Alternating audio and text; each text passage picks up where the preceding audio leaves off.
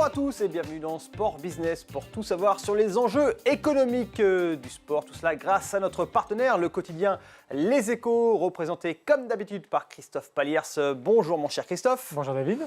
Alors Christophe, aujourd'hui nous allons parler des prize money dans le tennis. Les prize money, ce sont les dotations du circuit mondial. Tout cela à l'occasion du premier grand chelem de la saison, l'Open d'Australie qui a débuté le week-end dernier. Un tournoi, Christophe, qui est peut-être le moins populaire, du moins en tout cas en France, mais ceci dit qui est loin d'être le dernier sur le circuit en termes de prize money donc.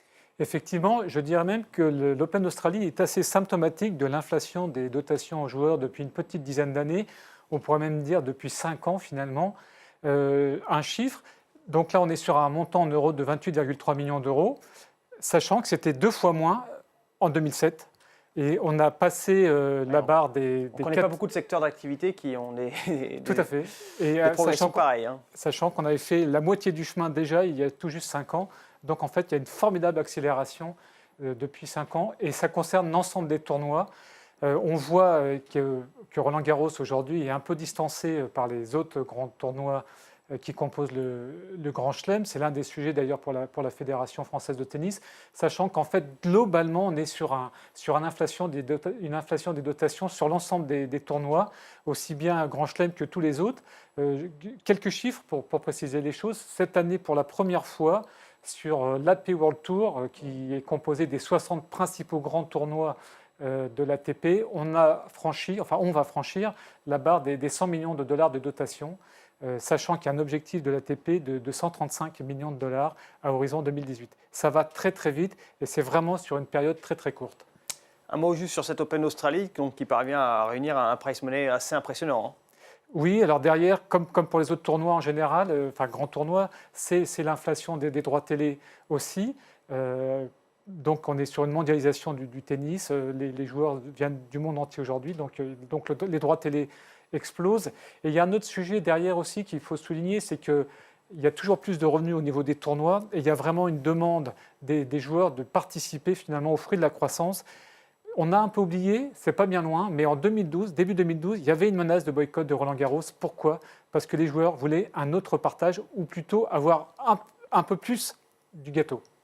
Eh bien, ils l'ont eu.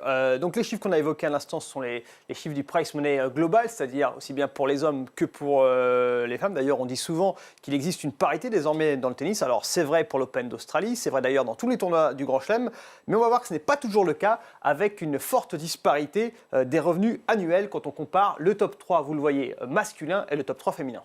Alors, il y a un écart historique.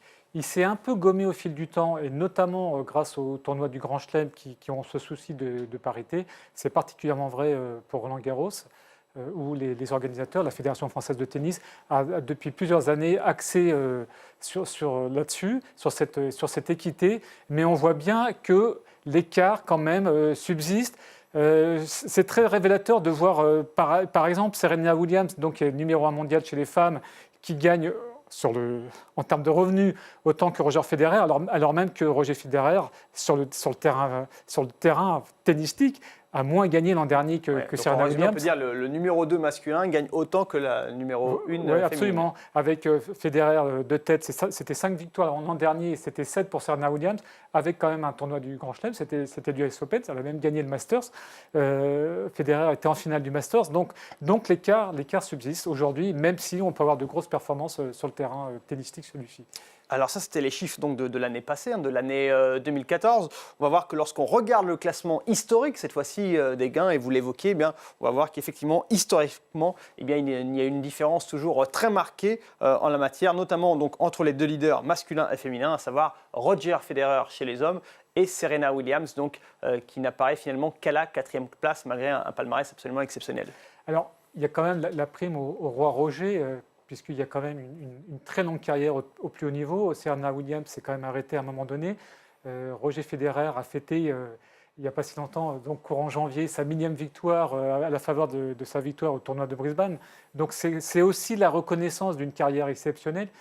il va sûrement rester comme le plus grand joueur de tous les temps. Quoique, il faut insister là-dessus, on voit bien quand même que Djokovic arrive à grande vitesse.